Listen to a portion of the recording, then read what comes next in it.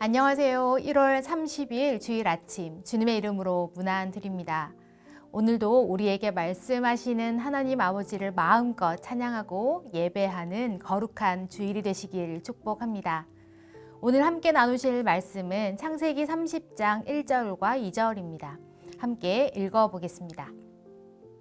라헬이 자기가 야곱에게서 아들을 낳지 못함을 보고 그의 언니를 시기하여 야곱에게 이르되 내게 자식을 낳게 하라. 그렇지 아니하면 내가 죽겠노라. 야곱이 라헬에게 성을 내어 이르되 그대를 임신하지 못하게 하시는 이는 하나님이시니 내가 하나님을 대신하겠느냐. 아멘. 창세기 30장은 사랑받던 야곱이 고향을 떠나 삼촌 라반의 집에서 살고 있는 모습을 소개하고 있습니다. 그런데 야곱의 모습이 어딘가 좀 짠해 보입니다. 아버지의 집에서 사랑받던 자, 축복을 받기 위해 아버지를 속이고 장자의 축복을 빼앗기까지 했던 야곱의 모습이 더 이상 보이지 않기 때문입니다. 속이던 자가 속임을 당하는 자가 되었습니다. 큰 자 에서가 작은 자 야곱을 섬기게 될 것이라는 말씀을 받았던, 그렇게 섬김을 받았던 야곱이 이제는 품삯을 받고 섬기는 자가 되었습니다. 이런 야곱의 모습이 참 낯설게 느껴집니다. 그런데 이렇게 상황이 뒤바뀌게 되자 야곱의 생각도 점차 바뀌는 것을 볼 수 있습니다. 오늘은 이런 야곱의 변화를 함께 살펴보길 원합니다. 첫 번째, 라헬과 레아의 자녀 출산 사건입니다. 야곱은 라헬을 사랑했습니다. 그런데 삼촌 라반이 야곱을 속이고 레아를 먼저 보냅니다. 속이던 자가 속임을 당하는 자가 된 것이죠. 야곱의 입장에서는 자신을 속인 삼촌에게 화가 났을지도 모르겠습니다. 그러나 사랑하는 라헬을 얻기 위해 7년을 더 섬겼습니다. 라헬을 얼마나 사랑했던지 그 긴 시간을 며칠같이 여겼다고 말씀합니다. 그런데 이 모습을 보고 있는 레아의 마음은 어땠을까요? 너무 괴로운 일이었을 겁니다. 그래서 하나님께서는 라헬이 아니라 레아를 통해서 자녀를 허락하셨습니다. 레아가 르우벤, 레위, 유다를 낳을 동안 라헬에게는 아무 소식이 없었습니다. 그러자 라헬은 그의 언니를 시기하였다고 말씀합니다. 그리고 야곱에게 말하기를 나에게도 자식을 낳게 하라. 그렇지 않으면 내가 죽겠노라. 이렇게 협박 아닌 협박까지 합니다. 라헬의 이 모습은 그다지 좋아 보이지는 않습니다만 또 당시 문화를 생각해 보면 라헬의 마음이 얼마나 절박했을지 충분히 이해가 되기도 합니다. 이런 상황에서 야곱의 대답이 참 놀랍습니다.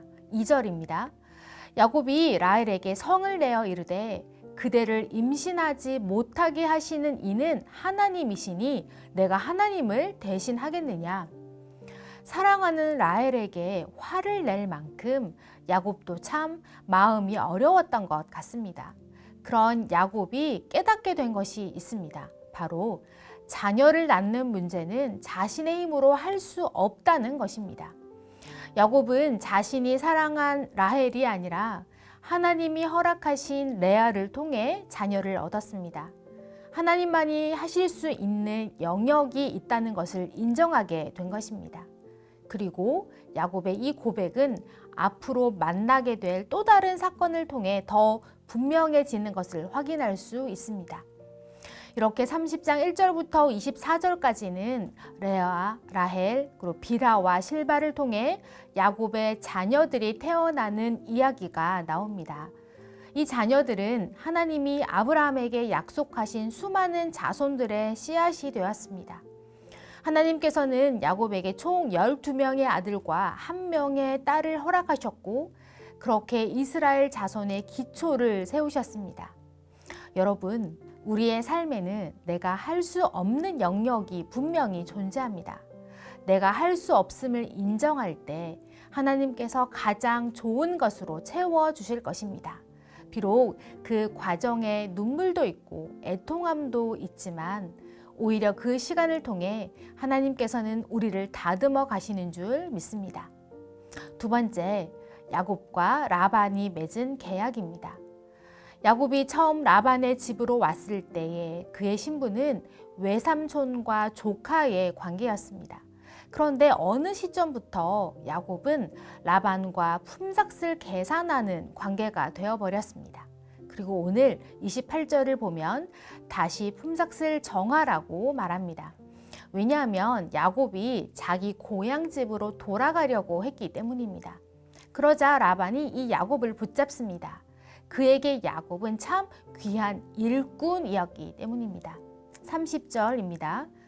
내가 오기 전에는 외삼촌의 소유가 적더니 번성하여 때를 이루었으니 내 발이 이르는 곳마다 여호와께서 외삼촌에게 복을 주셨나이다. 그러나 나는 언제나 내 집을 세우리이까. 여호와께서는 야곱 때문에 라반에게 복을 주셨습니다. 그리고 라반과 야곱 모두가 이 사실을 인정하고 있습니다. 그래서 라반은 어떻게 해서든지 이 야곱을 붙잡으려고 합니다. 이제 야곱이 한 가지 제안을 합니다. 라반이 가진 양들 중에서 아롱진 것, 점 있는 것만 골라서 자신이 가지겠다고 말이죠. 다시 말하면 희고 온전한 양들은 라반에게 주고 그렇지 않은 양들만 가지겠다는 것입니다. 이것은 누가 보더라도 야곱이 손해보는 제안입니다. 아마도 라반은 옳다구나 생각했을 것입니다. 그런데 라반이 얼마나 악한 사람인지 야곱의 이 제안을 듣고서 자신의 양들 중에 얼룩무늬의 양과 염소를 다 골라내어 자신의 아들들에게 맡깁니다. 야곱에게는 한 마리도 더 주지 않겠다는 것이죠. 하나님께서는 이런 상황에 처한 야곱을 다 보고 계셨습니다. 이제 야곱은 나무 껍질을 벗겨 흰 무늬를 만들어 양들 앞에 세워두는데 그 가지를 보며 물을 먹은 양들은 얼룩얼룩하고 점이 있고 아롱진 양을 낳게 됩니다. 사실 이것은 전혀 과학적이지도 않고 그 가지에 특별한 효능이 있었던 것도 아닙니다. 그런데 어떻게 이런 결과가 나올 수 있었을까요? 그렇죠. 하나님께서 하신 것입니다. 하나님께서 야곱을 축복하신 것입니다. 이제 야곱은 라반의 집에서 이룬 가족들과 수많은 가축을 이끌고 고향으로 돌아갈 것입니다. 이 두 가지 사건을 경험한 야곱은 무슨 생각을 했을까요? 아마도 자신의 계획을 넘어 일하시는 크신 하나님을 기억하지 않았을까요?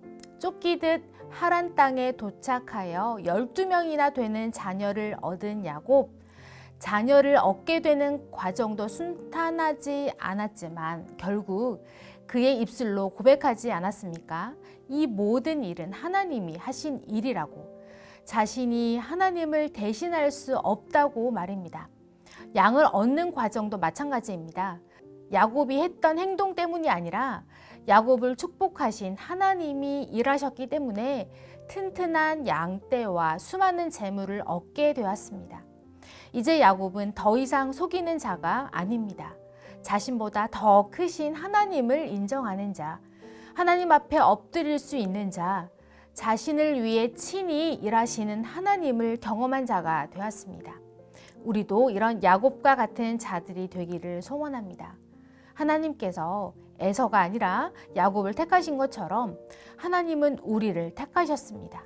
그리고 우리와 함께 거하시며 우리를 인도하십니다. 잠언의 지혜자는 이렇게 고백합니다. 사람이 마음으로 자기의 길을 계획할지라도 그의 걸음을 인도하시는 이는 여호와시니라. 아멘.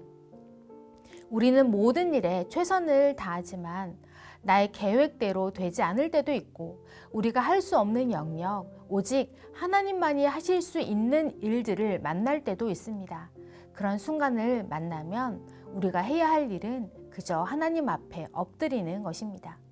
하나님 앞에 그 문제를 내어놓을 때 하나님이 일하실 것입니다. 나의 생각을 뛰어넘어 가장 좋은 것으로 일하시는 하나님을 기대하며 온 마음을 다해 예배하는 오늘이 되시길 축복합니다. 기도하겠습니다. 하나님, 우리는 새해가 되어 많은 계획들을 세웁니다. 하지만 그 계획을 넘어 일하시는 분은 오직 하나님이심을 우리가 고백합니다. 하나님, 우리보다 앞서 행하시는 그 하나님을 따라가는 자들이 되게 하여 주옵소서. 내가 할 수 없는 영역들을 만나게 되면 하나님 앞에 엎드리게 하시고 하나님의 가장 선하신 인도하심을 따라가는 자들이 되게 하여 주옵소서. 감사드리며 예수님의 이름으로 기도합니다. 아멘.